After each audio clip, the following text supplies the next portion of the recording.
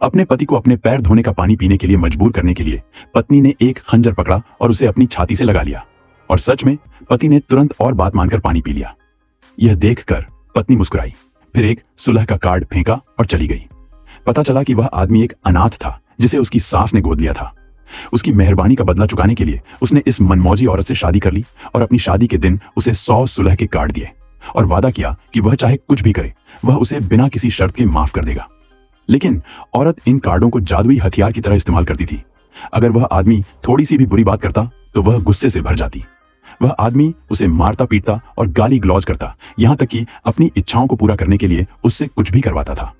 औरत पहले ही 98 makeup card इस्तेमाल कर चुकी थी। उसे पता नहीं था कि 100वें कार्ड तक वह आदमी उसकी दुनिया से पूरी तरह गायब हो जाएगा।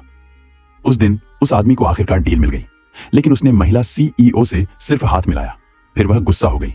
उसने कॉफी उठाई और उस पर फेंक दी। वह आदमी डर गया और उसने जल्दी से उसे रोका, बार बार CEO से माफी मांगी। लेकिन महिला नहीं रुकी, उसे डांटती रही। उसने कहा कि उसे अब उसकी तीसरी बहन से मिलने की भी जरूरत नहीं है। लाड प्यार से पाला गया CEO इतनी बेइज्जती बर्दाश्त नहीं कर सकता। गुस्से में वह आदमी चला गया और यह देखकर महिला आगे बढ़कर दूसरी महिला को सबक सिखाना चाहती थी। इससे आदमी अपना आपा खो बैठा और कहा कि उसने 5 बिलियन युआन का कोन ऑपरेशन बर्बाद कर दिया है। हालांकि महिला ने कहा कि कोन ऑपरेशन उतना जरूरी नहीं है जितना वह खुद है, और जोर देकर कहा कि महिला CEO कोई ऐसी है जिसे आदमी ने उसे पूरी तरह से अपने साथ रखने के लिए रखा है।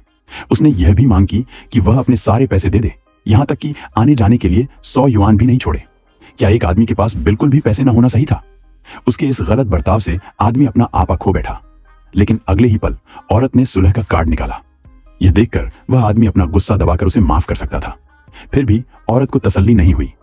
उसी दिन वह गुंडों का एक ग्रुप लेकर आई और उस आदमी के घर में घुस गई। इससे पहले कि वह आदमी कुछ कर पाता, वे उसे लाठियों से पीट रहे थे। खुशकिस्मती से उसकी सास ने यह खबर सुनी और दौड़ कर आई।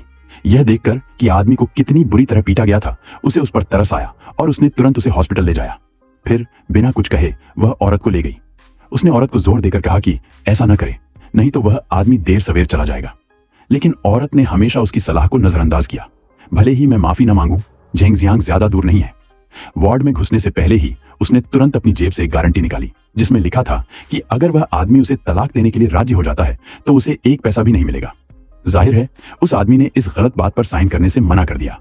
अचानक औरत ने तुरंत अपना फोन निकाला, अपनी मां का नंबर ढूंढा और उस आदमी से जबरदस्ती साइन करवाए।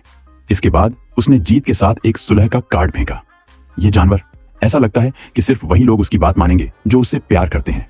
उसे क्या पता था कि उसने अपना आखिरी मौका गंवा दिया है। दिल टूटकर उस आदमी ने तुरंत घर फोन किया।